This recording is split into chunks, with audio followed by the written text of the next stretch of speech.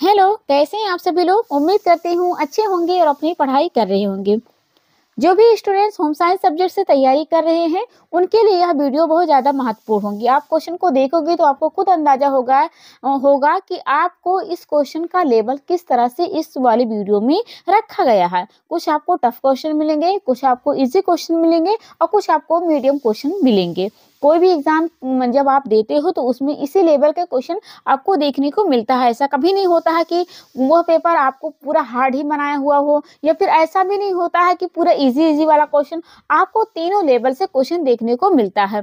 ठीक है, दो चार क्वेश्चन ऐसे होते हैं जो आपको समझ में नहीं आते हैं। इस वाली वीडियो में भी आपको ऐसा इस तरह से देखने को मिलेगा।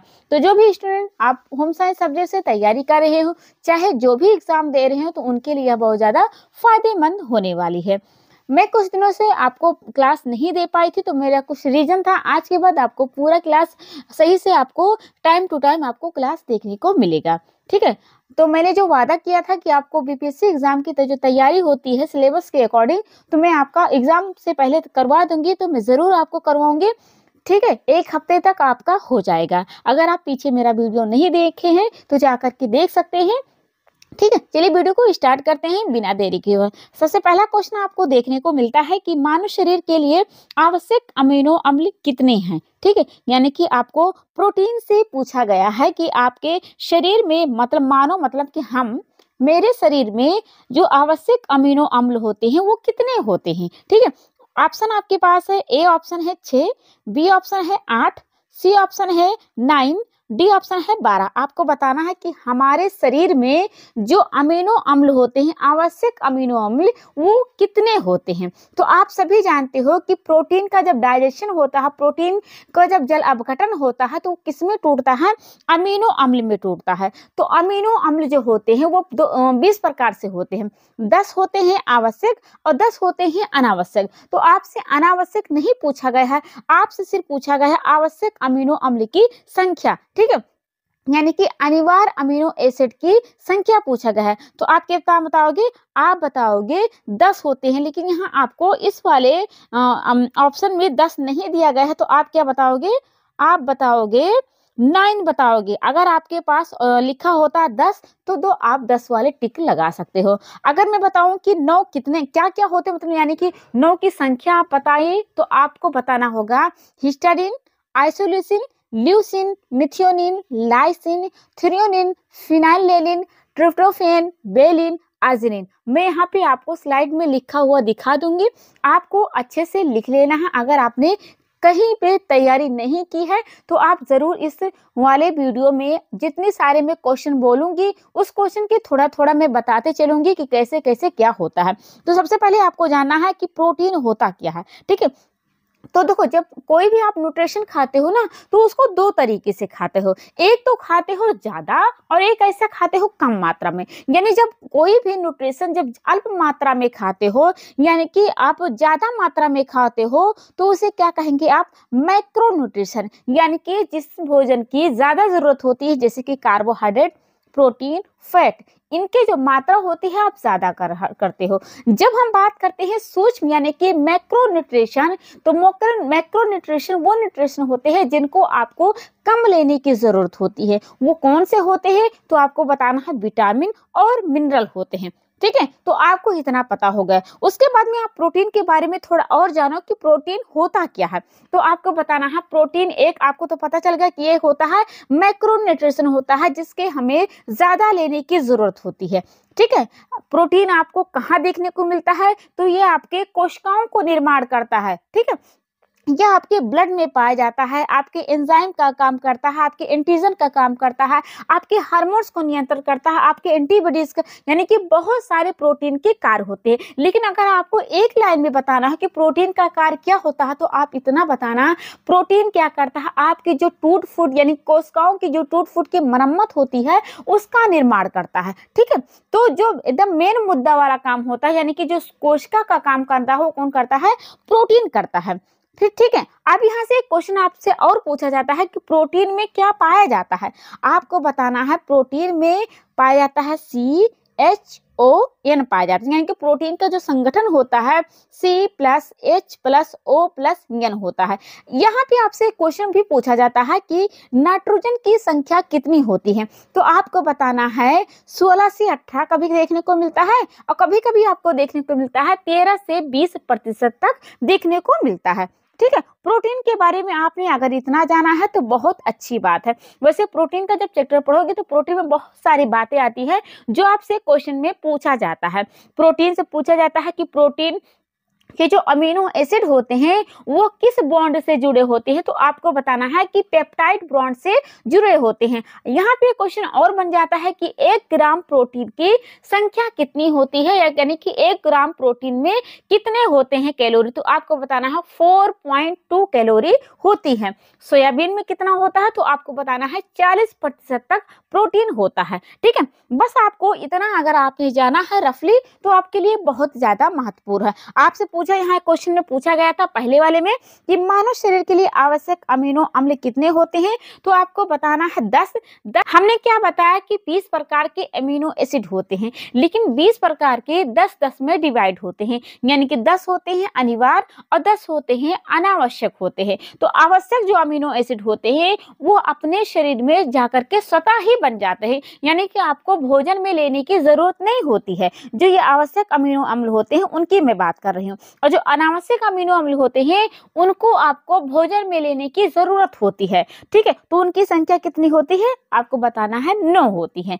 चलिए अगले क्वेश्चन की तरफ बढ़ते हैं। अब देखिए आपके पास क्वेश्चन क्या पूछा गया है।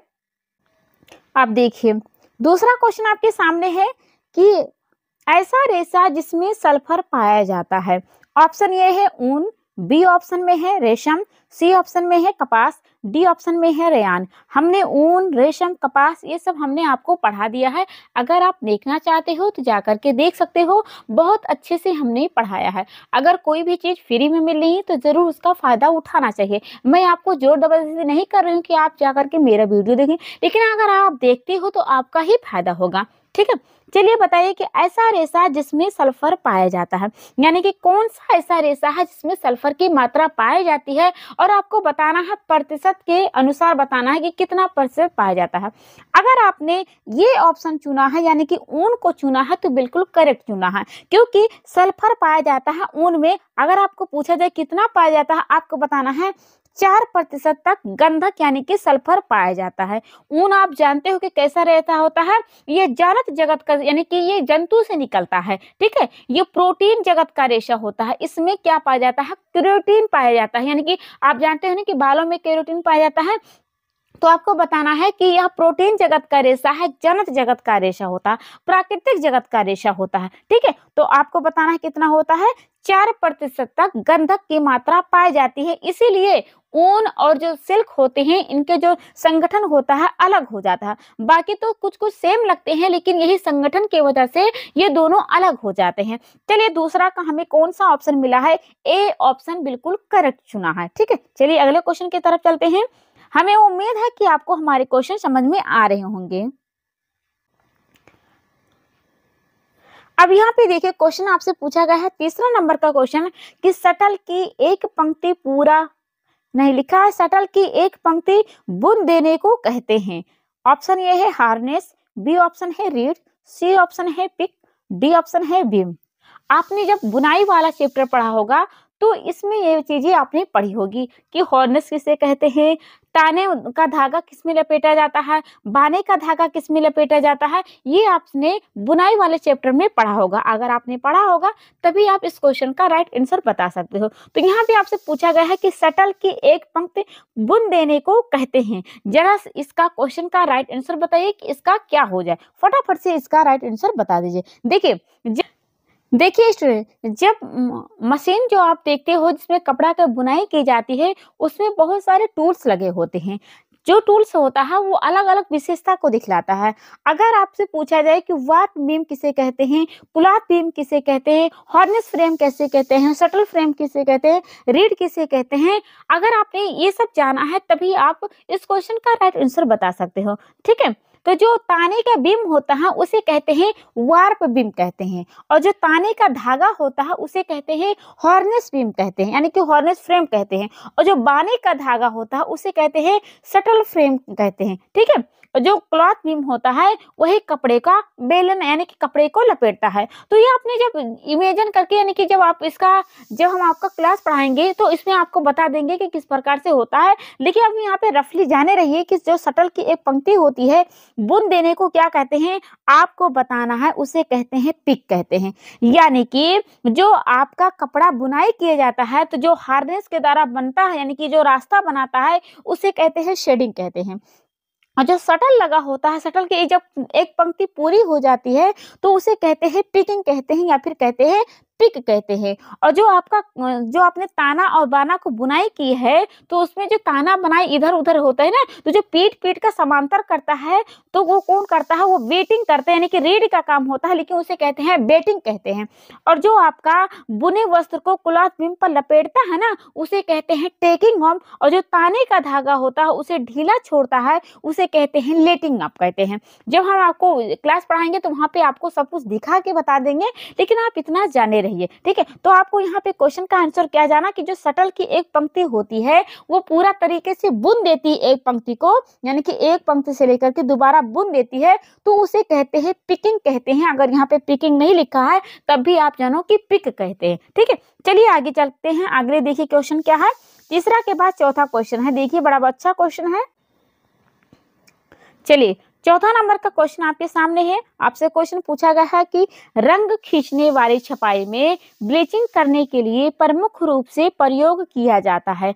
ऑप्शन ए है सोडियम क्लोराइड, ऑप्शन बी है जिंक ऑक्साइड, ऑप्शन सी है पोटेशियम परमैंगनेट, ऑप्शन डी है सोडियम बेंजोएट। चलिए बताइए फटाफट से इसका क्वेश्चन का राइट आंसर क्या हो जाएगा। जब आपने टेक्सटाइल वाले सिलेबस में आपने देखा हो रंगाई वाला चैप्टर यानी कि डाइंग वाली प्रक्रिया में, तो आपने ये वाला टॉपिक जरूर पढ़ा होगा कि रंग खींचने वाली छपाई में ब्लीचिंग करने के लिए प्रमुख रूप से प्रयोग किया जाता है। आपको बताना है कि जिंक ऑक्साइड का प्रयोग किया जाता है। देखिए जब रंगाई की जाती है तो बहुत सारी प्रक्रियाओं से की जाती है। प्राकृतिक रंजक के द्वारा की जाती है, संश्लेषित किया जाता है, ठीक है, अलग अलग तरीके से किया जाता है। अगर आप देखो अगली बार जो एग्जाम हुआ था वहां से एक बार क्वेश्चन भी पूछा गया था कि जो विलियम हेनरी पार्कर हैं उनकी संश्लेषित जो डाई की खोज हुई थी कब हुई थी, तो आपको बताना है कि 1856 में हुई थी। आपसे ये क्वेश्चन पिछली वाले एग्जाम में पूछा गया था कि विलियम हेनरी पार्कर ने संश्लेषित डाई की खोज की थी कौन से सन में, तो आपको बताना वहां पे था कि 1856 में। ठीक है, तो जो डाई होती है वो दो प्रकार से होती है, एक प्राकृतिक होती है, एक संश्लेषित होती है। ठीक है, डाई प्राकृतिक में बहुत तरीके से होती है, वनस्पतिक होती है, प्राणिज होती है, खनिज होती है। ठीक है, बहुत तरीके से फलों से की जाती है। ठीक है, अखरोट से, जड़ से, बहुत सारी चीजों से की जाती है। अगर आपने चैप्टर पढ़ा होगा तो आपने जरूर पढ़ा होगा। चलिए यहाँ पे आपका राइट आंसर हो जाता है बी ऑप्शन, जिंक ऑक्साइड बिल्कुल राइट हो जाता है। चलिए अगला, अब यहाँ पे देखिए क्वेश्चन क्या पूछा गया है।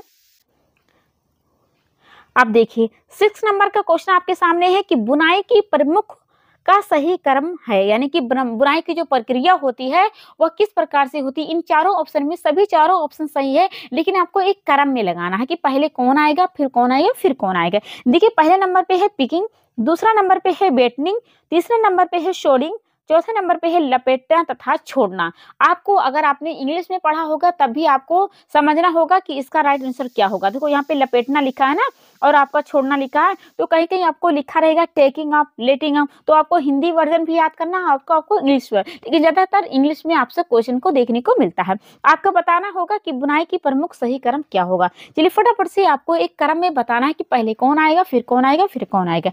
चलिए हम इसको मिटा देते हैं, अब आप इसका आंसर बताइए। देखिए जब बुनाई कपड़े की जाती है तो आप जब बुनाई की जाती है उसमें सबसे पहला जो आता है उसे कहते हैं शेडिंग कहते हैं, यानी कि जो रास्ता बनाता है हार्नेस के द्वारा जो धागा द्वारा बनेगा ना उसे कहते हैं शेडिंग कहते हैं। ठीक है, यहाँ पे शेडिंग लिखा है, शेडिंग कहते हैं।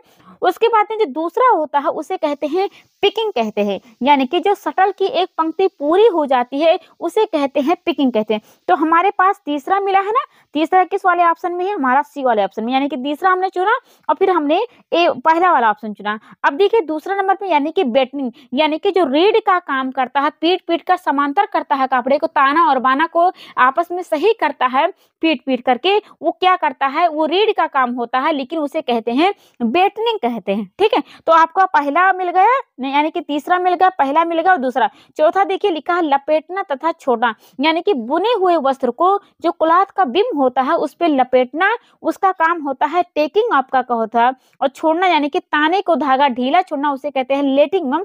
तो आपका कौन हो जाएगा, पहले आपका पहले होगा, इसको हटा देते हैं।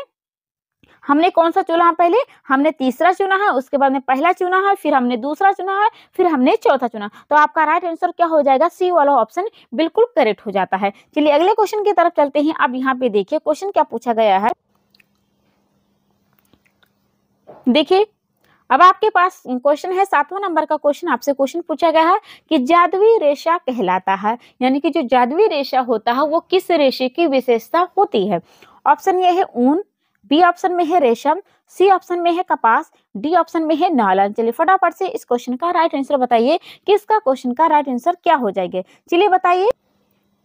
चलिए देखो, आप तो जानते हैं कि ऊन की विशेषता क्या होता है, ऊन आपको गर्मी प्रदान करता है, तो इसलिए आप ठंडी वाले मौसम में आप इसका कपड़े का चुनाव करते हैं। अगर हम रेशम की बात करते हैं तो रेशम को क्या कहा जाता है, कपड़ों की रानी, यानी कि रेशों की रानी किसे कहा जाता है, क्वीन ऑफ फैब्रिक किसे कहा जाता है, आपको बताना है, रेशम कहते हैं। यानी कि जो राजा महाराजा होते हैं वो रेशम के बने कपड़े का चुनाव करते थे। अगर हम बात करते हैं कपास का, तो कपास वो रेशा होता है जिसे कहा जाता है किंग ऑफ फाइबर, यानी कि कपड़ों का, रेशों का जो राजा होता है वो होता है कपास होता है। इसको भी बहुत सारे नामों से जाना जाता है, यानी कि इसकी विशेषता भी बहुत सारे नामों से होती है। देखिए इतना जाने, आप बस इतना जाने रहना कि क्वीन ऑफ फैब्रिक किसे कहा जाता है, रेशम को, और किंग ऑफ फाइबर किसे कहा जाता है, कपास को कहा जाता है। ठीक है, लेकिन यहाँ पे बात हो रही है, जब हम डी ऑप्शन को देखते हैं नायलॉन, यानी कि नायलॉन कैसा रेशा होता है, तो ये आपका प्राकृतिक जगत का रेशा नहीं होता है, ये मानव निर्मित, यानी कि ये आपको रासायनिक प्रक्रिया से बनाकर बनाया जाता है, मिलाकर बनाया जाता है। ठीक है, तो नायलॉन क्या होता है, एक जादुई रेशा होता है। जादुई रेशा क्यों होता है, क्योंकि ये रासायनिक तरीके से बनाया जाता है, यानी कि नायलॉन रासायनिक रेशों में से एक ऐसा रेशा होता है जिनकी देखभाल और धुलाई क्या होती है, बहुत ज्यादा आसान होती है। इनका जो आकार होता है, जो भी रंग होते हैं, रूप होते हैं, इनकी निश्चित रहता है, ये बदलते नहीं होते हैं। जैसे कॉटन का कपड़ा होता है, आप धूप में फैला दो तो उसका कलर चेंज हो जाता है, क्योंकि ये प्राकृतिक रेशा होता है। लेकिन जो नायलॉन रेशा होता है, ये कैसा रेशा है, ये रासायनिक रेशा होता है। इसी कारण इसका जो आकार होता है, रंग होता है, रूप होता है, सब कुछ क्या होता है, निश्चित होता है। साथ ही साथ इसकी जो धुलाई होती है बहुत मतलब आसान होती है, जल्दी से इसके जो मैल होते हैं अंदर रेशे में नहीं घुसते हैं। ठीक है, इसकी इस्त्री की भी आवश्यकता नहीं होता, कपड़ा प्रेस करने की कोई भी झंझट नहीं होती है। तो जब इतना ज्यादा सब कुछ व्यवस्था देखने को मिलता है कपड़े में, सब कुछ इतना अच्छा क्वालिटी दे रहा है, तो इसे जादुई रेशा कहना तो स्वाभाविक सी बात है। तो हमारी भागदौड़ जिंदगी में इस रेशा का चुनाव जो करते हैं लोग बहुत ज्यादा करते हैं। ठीक है, क्योंकि इसका जो देखभाल करना भी आसान होता है, हमारे जीवन को क्या बनाता है, ये सरल बनाता है। इसीलिए हम इसको क्या कहते हैं, हम जादुई रेशे के नाम से कहते हैं। आपको क्या बताना था कि 7वां का जो राइट आंसर होगा वो डी ऑप्शन बिल्कुल करेक्ट हो जाता है। चलते हैं अगले क्वेश्चन की तरफ। आई होप आपको क्वेश्चन समझ में आ रहे होंगे। चलिए देखिए, अब आपके पास क्वेश्चन है 8 नंबर का क्वेश्चन, 8 नंबर का क्वेश्चन है। आपसे क्वेश्चन ये पूछा गया है कि पटोला किस राज्य से संबंधित है। ऑप्शन ये है गुजरात, बी ऑप्शन है कर्नाटक, सी ऑप्शन है कोलकाता, डी ऑप्शन में है राजस्थान। आपसे क्वेश्चन पूछा गया है कि पटोला किस राज्य से संबंधित होता है। अब आपके सामने 8 नंबर का क्वेश्चन है, पटोला किस राज्य से संबंधित है। ऑप्शन ए है गुजरात, ऑप्शन बी है कर्नाटक, ऑप्शन सी है कोलकाता, ऑप्शन डी है राजस्थान। पटोला किस राज्य से संबंधित होता है? ये होता है गुजरात से होता है, यानी कि पटोला जो कपड़ा होता है, पटोला वस्त्र होता है, यह गुजरात में बनाए जाने वाले जो विवाह होते हैं, विवाह के अवसर पे यह साड़ी के रूप में महिलाओं के लिए तैयार किए जाते हैं। यह जो कपड़ा होता है पटोला वाला, यह शुभ और जो मंगल होता है उसके प्रतीक माने जाते हैं। आपसे ये भी क्वेश्चन पूछा जाता है कि पटोला का जो वस्त्र होता है किसके प्रतीक माने जाते हैं? आपको बताना है शुभ और मंगल के प्रतीक माने जाते हैं। ठीक है, तो यहाँ पे आपका राइट आंसर हो जाता है ए ऑप्शन, यानी कि गुजरात में बनाया जाता है, गुजरात राज्य से संबंधित होता है। चलिए अगले क्वेश्चन की तरफ देखते हैं। अब आपके पास क्वेश्चन है, अब यहाँ से आपसे कर्नाटक के बारे में अगर पूछा जाए तो आपको बताना है कि कसूती होती है, और आपसे राजस्थान के बारे में पूछा जाए तो आपने को बताना है बंदेज होता है, और आपको गुजरात तो पता ही चल गया कि क्या होता है, पटोला से संबंधित वाला होता है। चलिए देखिए अगला नंबर का क्वेश्चन है। अब यहाँ पे क्वेश्चन आपसे पूछा गया है कि नेल पॉलिश के धब्बे छुड़ाने के लिए प्रयोग करना चाहिए, यानी कि आपको आपके कपड़े पे नेल पॉलिश का दाग लग गया है तो आपको क्या ऐसा लगाना पड़ेगा जो आपका कपड़े का जो दाग है नेल पॉलिश का वो छूट जाए। ऑप्शन ए है मिथिलेटेड स्पिरिट, ऑप्शन बी है जेवल वाटर, ऑप्शन सी है साबुन का पानी, ऑप्शन डी है सोडियम हाइड्रोसल्फाइड होता है। चलिए बताइए 9th नंबर का क्वेश्चन आपके सामने है, तो इसका राइट आंसर होगा ए ऑप्शन, यानी कि मेथिलेटेड स्पिरिट होता है। अगर आपके कपड़े पे नेल पॉलिश का दाग लग गया है तो आपको ये लगाकर छुड़ाना होगा उस दाग को, तो 9th का ए ऑप्शन बिल्कुल करेक्ट हो जाता है। चलते हैं अगले क्वेश्चन की तरफ। अब यहाँ पे देखिए क्वेश्चन आपसे पूछा गया है 10 नंबर का क्वेश्चन। अब आपके सामने 10वां नंबर का क्वेश्चन है। आपसे पूछा गया है कि निश्चित वजन पद्धति में धागे के परिमाप के लिए प्रयोग किया जाता है।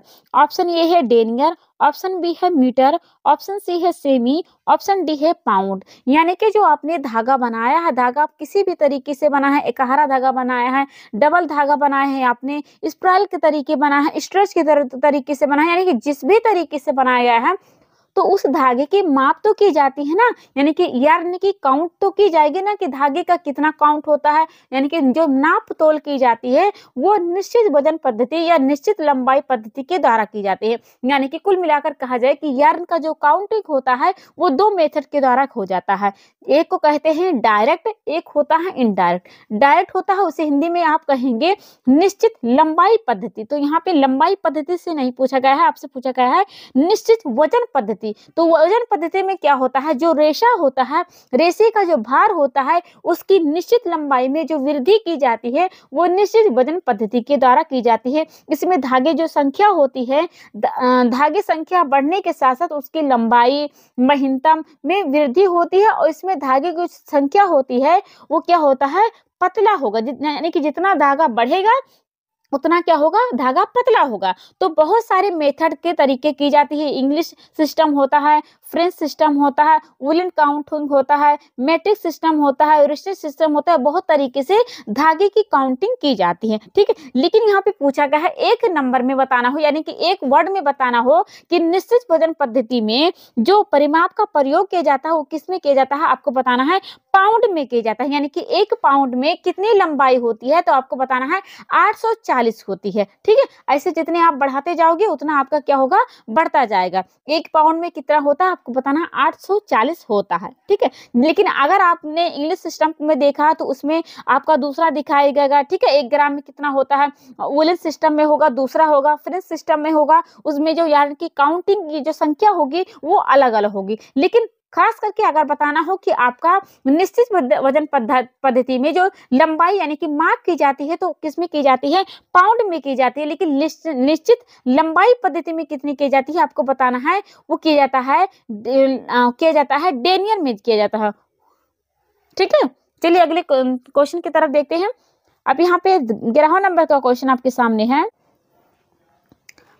अब यहाँ पे देखिए आपसे पूछा गया है क्वेश्चन 11वां नंबर का क्वेश्चन कि क्षार की प्रतिक्रिया से नायलॉन के वस्त्र रहते हैं। यानी कि जब नायलॉन का जो कपड़ा होता है अगर आप क्षार के संपर्क में ले जाते हैं तो उस कपड़े का रिएक्शन कैसा होता है। आपके पास ऑप्शन ये है प्रभावित होता है, यानी कि वो कपड़ा खराब हो जाता है। ऑप्शन बी होता है अप्रभावित, यानी कि कोई रिएक्शन नहीं देता है, कोई प्रक्रिया नहीं होता है, ठीक है। ऑप्शन सी है नष्ट हो जाता है, यानी कि बिल्कुल से खत्म हो जाता है। ऑप्शन डी है इनमें से कोई नहीं। तो आप क्या बताओगे कि जो नायलॉन का कपड़ा, देखो आप आपने क्वेश्चन पीछे भी देखा कि नायलॉन कैसा रेशा होता है, ये ऐसा होता है जादुई रेशा कहलाता है। क्यों कहलाता है? क्योंकि आज की भागदौड़ जिंदगी में इस कपड़े का चुनाव हम इसलिए करते हैं क्योंकि इस कपड़े की क्वालिटी बहुत ज्यादा होती है, आप इससे आसानी से धुल सकते हो, इसमें दाग जल्दी नहीं लगते हैं, इस कपड़े को प्रेस करने की आवश्यकता नहीं होती है, बहुत सारी आपको इसमें विशेषता देखने को मिलती है। ठीक है, क्षार के संपर्क में आप इससे ले जाएंगे तो आपका कोई भी रिएक्शन यानी कि क्या होगा, ये अप्रभावित होगा, यानी कि कोई रिएक्शन नहीं, कोई प्रतिक्रिया नहीं देगी। तो आपको क्या बताना है, 11वां का राइट आंसर होगा बी ऑप्शन, बिल्कुल करेक्ट हो जाता है। ठीक है, चलिए अगले क्वेश्चन की तरफ देखते हैं। अब हमारा अगला क्वेश्चन आपके सामने है, देखिए 12वां नंबर का क्वेश्चन आपसे क्वेश्चन पूछा गया है कि खिचड़ी उदाहरण है। खिचड़ी कैसा उदाहरण है आपको बताना। ऑप्शन ये है पूर्ण तरल आहार, ऑप्शन बी है अर्ध तरल आहार, ऑप्शन सी है तरल पूरक आहार, ऑप्शन डी है इनमें से कोई नहीं। चलिए 12वां का आपको राइट आंसर बताना है। आप क्या बताएंगे, फटाफट से आप इस क्वेश्चन का राइट आंसर। देखो, जब खिचड़ी बनाई जाती है तो एक जैसे आप दाल बनाते हो तो दाल में दाल रहते हैं, चावल बनाते हो तो सिर्फ इसमें चावल होते हैं। ठीक है, लेकिन खिचड़ी ऐसी होती है जिसमें सारे चीज आपको देखने को, इसमें दाल भी होते हैं, चावल भी होते हैं। ठीक है, तो इसमें क्या होता है, मिक्स करके बनाया जाता है। अब आपको बताना है कि यह कैसा आहार होता है, कैसा उदाहरण होता है इस वाले ऑप्शन में।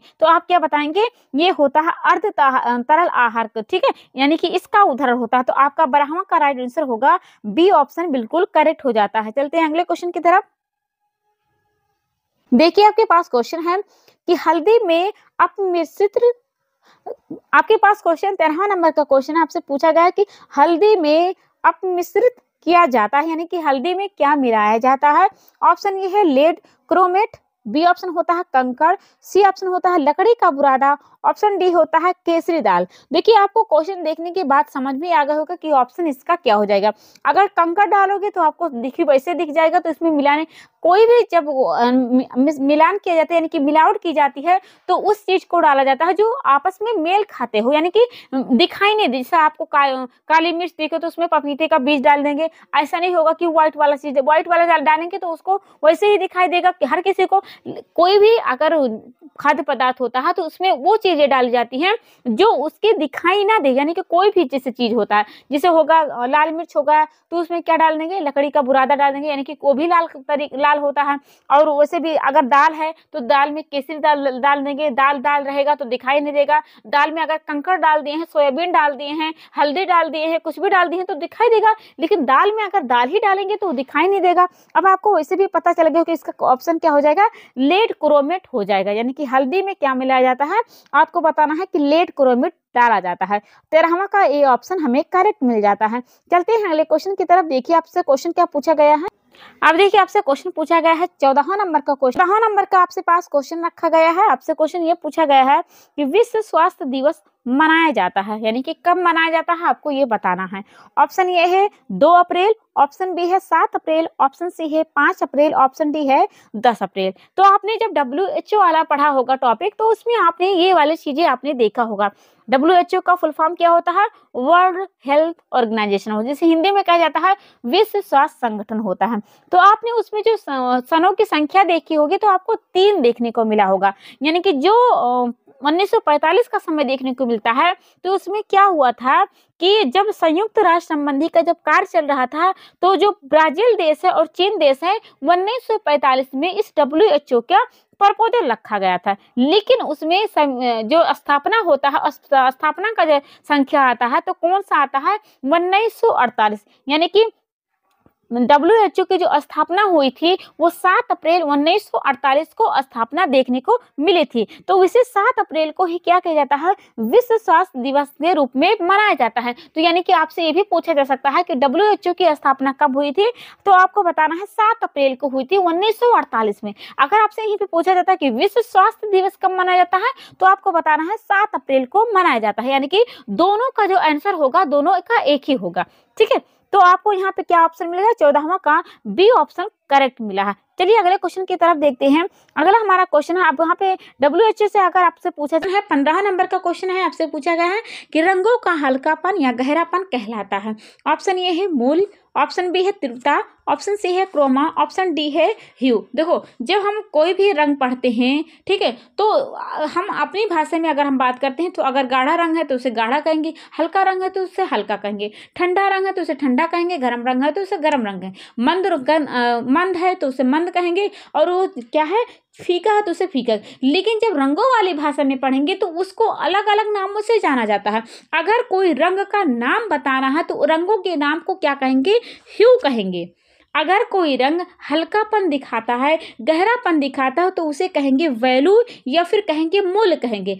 अगर कोई रंग आपको चमक दिखाई देती है, मंद रूप से दिखाई देती है, तीव्रता को प्रदर्शित करता है तो आप क्या बताएंगे, क्रोमा को बताएंगे। यानी कि रंगों वाली भाषा में उसे अलग अलग नामों से जाना जाता है। तो हमने क्या बताया है, रंगों का हल्कापन या फिर गहरापन वो क्या दिखलाता है या क्या कहलाता है, तो आपको बताना है वैल्यू या फिर मूल्य कहलाता है। ठीक है, क्रोमा में हमने क्या बताया, कोई भी रंग का चमक या फिर मंद रूप को दिखाता है वो कहलाता है क्रोमा कहलाता है रंगों वाली भाषा में। और हमने ह्यू के बारे में क्या बताया है कि रंगों के नाम को कहते हैं ह्यू कहते हैं, यानी कि गर्मपन ठंडापन। तो आपको बताना है कि उसे कहेंगे ह्यू कहेंगे। तो हमारा पांचवा का जो राइट आंसर हुआ है वो कौन सा हुआ है, आपको बताना है ए ऑप्शन, यानी कि वैल्यू यानी कि मूल्य को प्रदर्शित करता, मूल्य के नाम से कहलाता यानी कि जाना जाता है। चलिए अगले क्वेश्चन की तरफ देखिए। अब यहाँ पे क्वेश्चन है, अब देखिए आपके पास क्वेश्चन है, चलिए आपके पास क्वेश्चन है 16 नंबर का क्वेश्चन।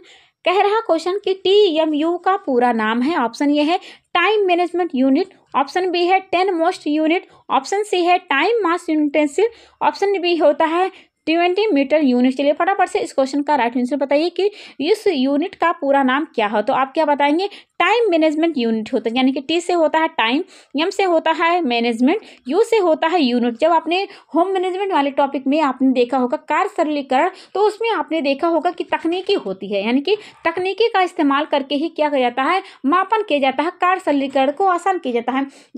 तकनीकी होते हैं दो प्रकार से, एक होता है औपचारिक तकनीकी होता है, एक होता है पेन पेंसिल यानी कि अनौपचारिक होते हैं। तो औपचारिक तकनीकी में कितने होते हैं, 4 होते हैं, और पेन पेंसिल में भी कितने होते हैं, 4 होते हैं। अगर हम बात करते हैं औपचारिक तकनीकी में तो उसमें होता है साइकिल ग्राफ होता है, मैक्रो मोशन होता है, मेमो मोशन होता है, स्टॉप वॉच। तो स्टॉप वॉच में ही आपने देखा होगा TMU के बारे में, यानी कि समय का बहुत बारीकी से जो मूल्यांकन किया जाता है वो किया जाता है स्टॉप वॉच के द्वारा किया जाता है। इसमें जो मैनेजमेंट यानी यूनिट का इस्तेमाल किया जाता है वो होता है टाइम मैनेजमेंट यूनिट होता है। ठीक है, आपने उस वाले टॉपिक को अगर सही से पढ़ा होगा तो आपने यहाँ पे देखा होगा।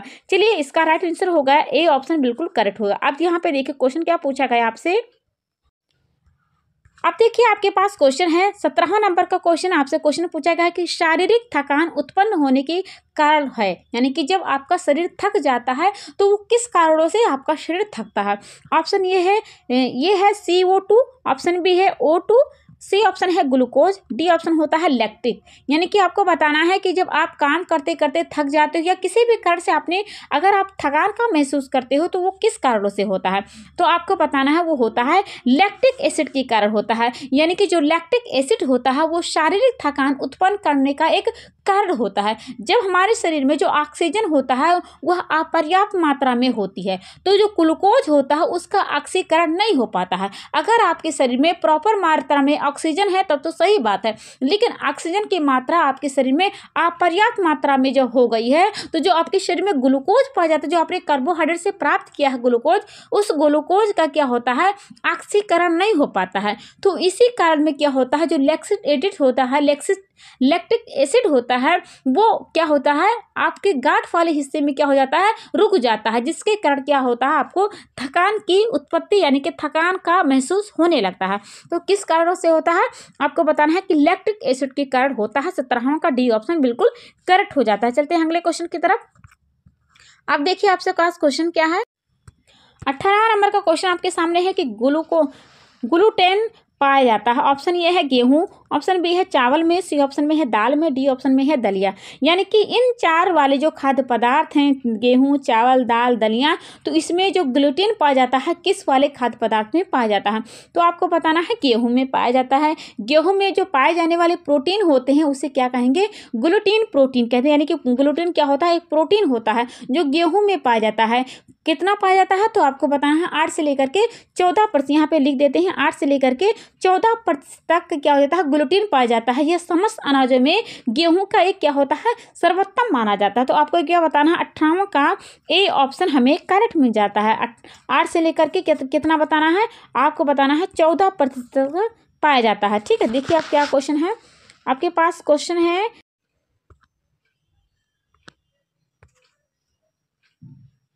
अब देखिए 19 नंबर का क्वेश्चन है कि रक्त शर्करा को कौन सा हार्मोन नियंत्रित करता है। ऑप्शन ए है ग्लाइकोजन, ऑप्शन बी है थायरोक्सिन, ऑप्शन सी है इंसुलिन, ऑप्शन डी है टेस्टोस्टेरोन। आपको बताना है कि आपके शरीर में जो खून पाया जाता है, उस खून में जो शर्करा की मात्रा होती है उसकी नियंत्रित करता है हार्मोन, उस हार्मोन का नाम क्या होता है।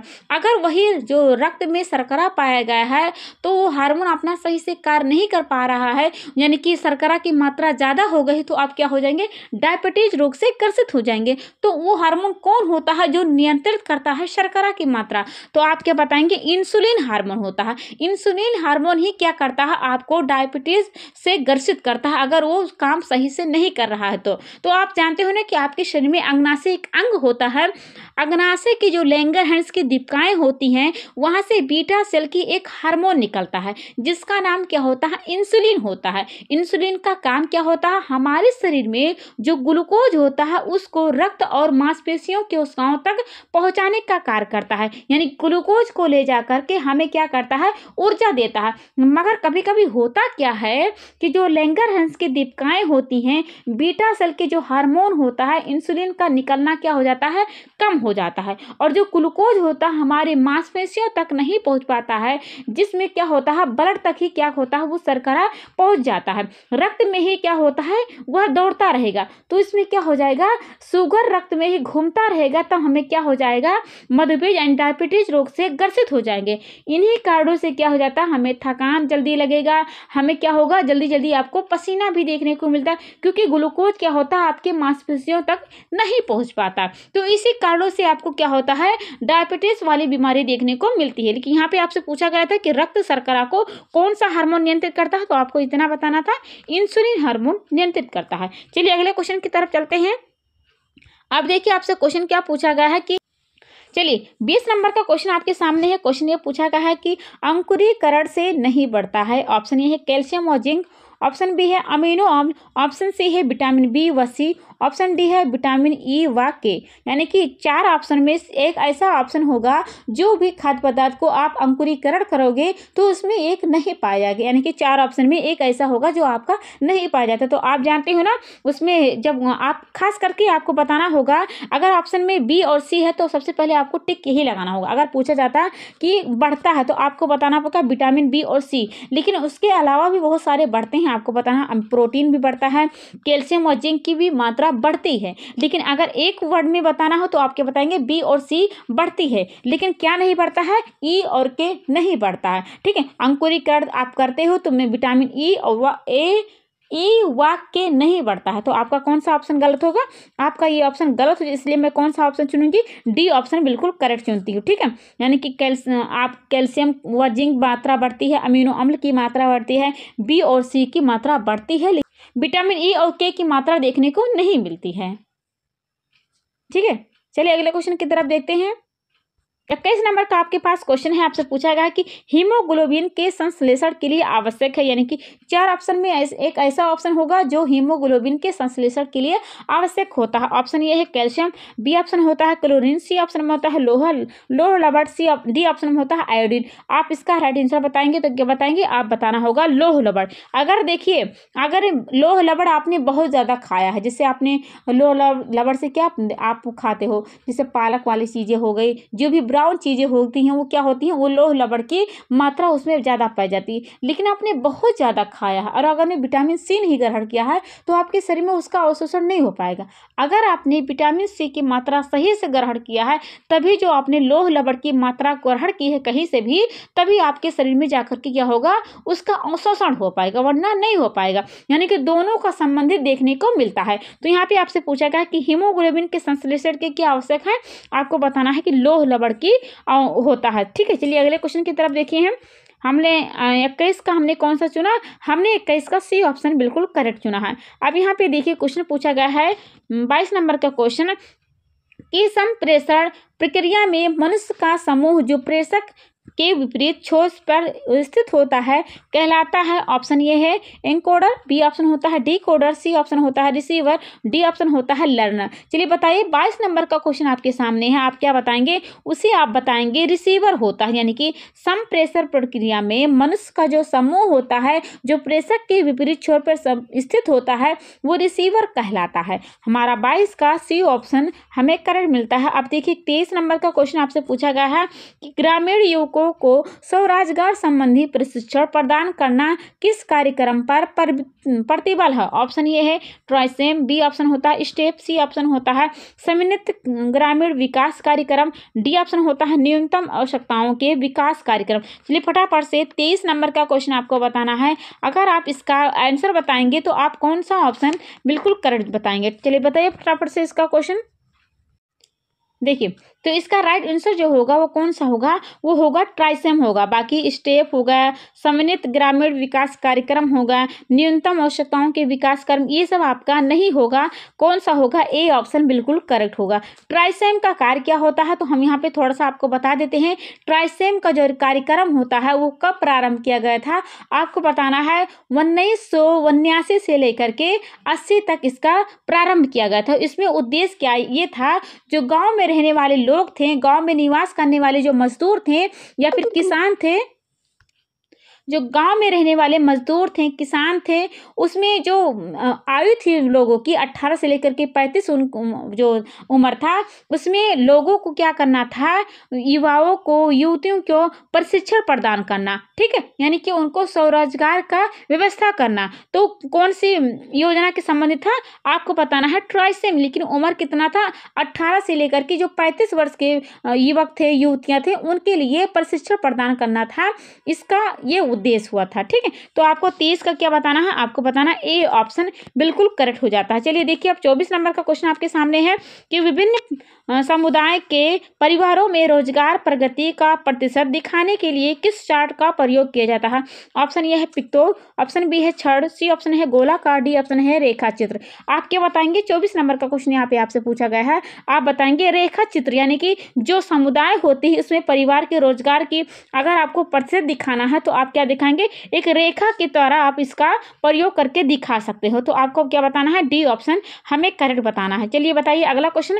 अब यहाँ पे देखिए भ्रूणावस्था है, यानी कि 25 नंबर का क्वेश्चन है कि भ्रूण अवस्था है। ऑप्शन ये है गर्भाधान से लेकर के 2 सप्ताह तक, ऑप्शन बी है निषेचन से गर्भरोपण तक, तीसरा ऑप्शन है तीसरे सप्ताह से दूसरे माह के अंत तक, डी ऑप्शन है तीसरे माह से प्रारंभ से जन्म लेने के समय तक। तो 25 का हमें राइट आंसर मिलता है तीसरे सप्ताह से दूसरे माह के अंत तक आपको भ्रूणावस्था का समय देखने को मिलता है। चलिए अगले क्वेश्चन की तरफ देखिए। अब यहाँ पे आपसे क्वेश्चन पूछा गया है मानव लैंगिक विकास का संबंधित सिद्धांत संबंधित है। ऑप्शन ये है फ्रायड, बी ऑप्शन है पियाजे, सी ऑप्शन है इरिक्सन, डी ऑप्शन है कोहलबर्ग। यानी कि जो मानव लैंगिक विकास का सिद्धांत होता है वो किसने दिया है आपको यही बताना है। तो आप क्या बताएंगे? सिगमंड फ्रायड का नाम बताएंगे, यानी कि ए ऑप्शन हमें करेक्ट मिल जाता है। चलिए अगले क्वेश्चन की तरफ देखिए। अब यहाँ पे पूछा गया है 27 नंबर का क्वेश्चन कि शुक्राणु व अंडाणु से संयोग होने की प्रक्रिया कहलाती है, यानी कि जो शुक्राणु होता है और अंडाणु होता है उसका जो संयोग होता है तो उस प्रक्रिया को क्या कहलाते हैं हम? ऑप्शन ए है निषेचन, ऑप्शन बी है अंडपात, ऑप्शन सी है रजोधर्म, ऑप्शन डी है गर्भारोपण। चलिए फटाफट से आप इसका राइट आंसर बताइए। आपको क्वेश्चन के पढ़ने के बाद अगर आपने ऑप्शन सही से देखा तो आपको वैसे भी पता चल गया कि इसका राइट आंसर क्या होगा। आप क्या बताएंगे? निषेचन कहलाता है। ठीक है, यानी कि जब पुरुष का शुक्राणु स्त्री के ओवम से संयोग करता है तो उस क्रिया को आप क्या कहेंगे? आप कहेंगे निषेचन की प्रक्रिया कहेंगे। ठीक है, यानी कि इसमें नए जीव को क्या होती है? उत्पत्ति होती है, एक बच्चा क्या होता है? दुनिया में आता है। तो आप क्या बताएंगे? 27 का हमें ऑप्शन मिलता है ए ऑप्शन बिल्कुल करेक्ट मिलता है। चलिए देखिए अब 28 नंबर का क्वेश्चन है कि सृजनात्मक कल्पना के विलास किस अवस्था में प्रारंभ होता है। ऑप्शन ए है शैशवावस्था, ऑप्शन बी है प्रारंभिक बाल्यावस्था, ऑप्शन सी है उत्तर बाल्यावस्था, ऑप्शन डी है किशोरावस्था। यानी कि जो सृजनात्मक कल्पना यानी कि जो बच्चे क्या करते हैं, अपने माइंड में बहुत सारी चीज़ों को सोचते हैं,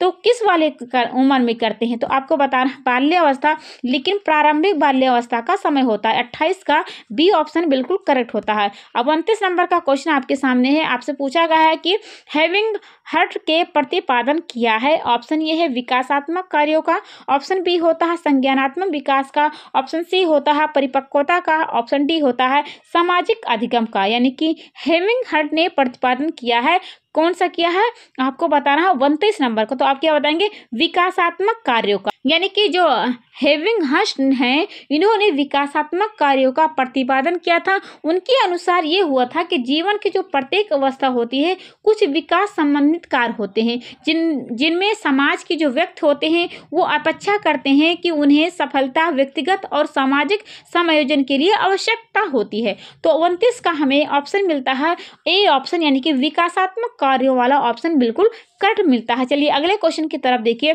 30 नंबर का क्वेश्चन आपसे पूछा गया है कि बच्चों में सामाजिक व्यवहार का प्रकार नहीं है। यानी कि जो बच्चा होता है वो सामाजिक प्रकार का व्यवहार, इसमें 4 ऑप्शन में कौन ऐसा व्यवहार नहीं करता है। ऑप्शन ये है कलहन, बी ऑप्शन होता है विरोपण, सी ऑप्शन होता है संयोग, डी ऑप्शन होता है दोहराना। आप क्या बताएंगे, आपको बताना है, इसको मैं होमवर्क देती हूँ, आपको बताना होगा कि इसका राइट आंसर क्या होगा कि बच्चों में सामाजिक व्यवहार का प्रकार नहीं होगा। तो इस वाले सीरीज की हमारी जो संख्या है, क्वेश्चन की संख्या, वो समाप्त होती है। आशा करते हैं कि आपको इस क्वेश्चन का जो भी राइट हमने आंसर बताया आपको समझ में आया होगा और आपको मेरे बोलने से पहले आपने इस क्वेश्चन का राइट आंसर बता दिया होगा। ठीक है, अब आपको 30 नंबर का जो क्वेश्चन है आपको इसका आंसर बताना होगा कमेंट बॉक्स में। अगर आप इस क्वेश्चन का राइट आंसर बताएंगे तो हमें बहुत अच्छा लगेगा और हमें ये भी पता चलेगा कि आपको क्वेश्चन समझ में आते हैं और आपने अगर देखा क्वेश्चन पढ़ा है कहीं से तो आपका क्वेश्चन कितना काम आया। चलिए अपने वीडियो को यहीं पे एंड करते हैं। हमें आशा है कि अगर आपको कुछ टॉपिक अगर आपको समझ में नहीं आता है और आप पढ़ना चाहते हो मुझसे तो ज़रूर आपको कमेंट बॉक्स में लिखना होगा, मैं उस टॉपिक को आपको अच्छे से पढ़ा दूंगी। मैं कोई भी आपसे फीस चार्ज नहीं लेती हूँ, तो उसके लिए आपको सिर्फ आपको कमेंट करना है तो बिल्कुल आप कर सकते हो। चलिए वीडियो को यहीं पर समाप्त करते हैं, मिलते हैं कल एक नई क्लास में, तब तक के लिए take care and bye bye.